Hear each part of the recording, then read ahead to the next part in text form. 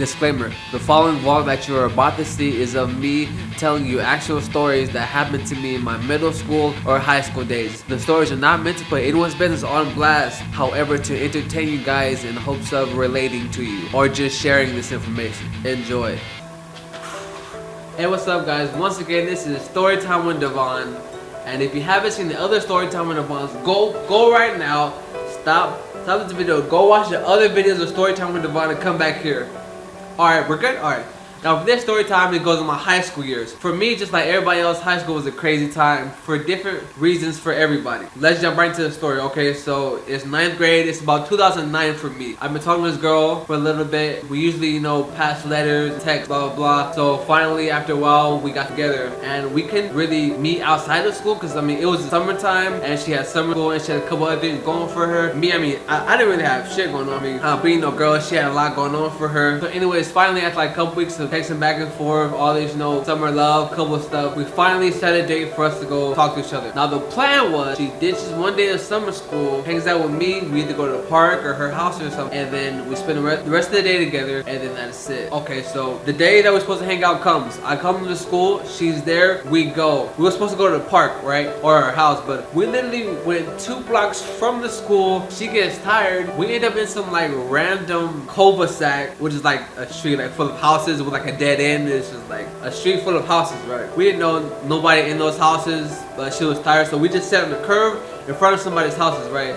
So we didn't care. It was like 7 o'clock in the morning. We didn't care if we was there. We were talking, doing our couples thing, blah, blah, blah. However, after like 2 hours of us just doing our thing, a police shows up. So I guess apparently one of the neighbors called the cops on us. It's whatever, we don't care. Now, the cop comes up to us, asks us, he checks us to make sure, we didn't have any drugs or anything, weapons. He was doing the job, whatever, we can't blame him. So then both of them kind of asked us one by one what we were doing and, did we have summer school? Because we were a couple blocks away from the school, and our school at that time, they were kind of serious about, getting kids in school for summer school, make sure kids were, ditching and all that. They asked us one by one, did we have summer school and all that. When he asked me, I said, no, I had summer school. He said, oh, okay, fine. And then his partner asked her, did she have summer school? Now, all she had to say was, no, she didn't. And we would have been home free pretty much. They would have said, oh, okay, cool, stay away from this house, blah, blah, blah, go on. That's all they would have said to us. But her, what she said was, she said yes. Now, what the cop did was, he called the school, he asked the school, what's her name on the list for the school? The school said no. So the cop thought that she lied to him, alright? So it's like, cop was like, okay, I might have to get your parents' phone number and call them to make sure you are who you are, that you're not lying to me and all that. And then she was kind of scared and nervous. She was like, oh, okay. And so she had a little phone. She was scrolling through the numbers, right? She was trying to act slick, so she,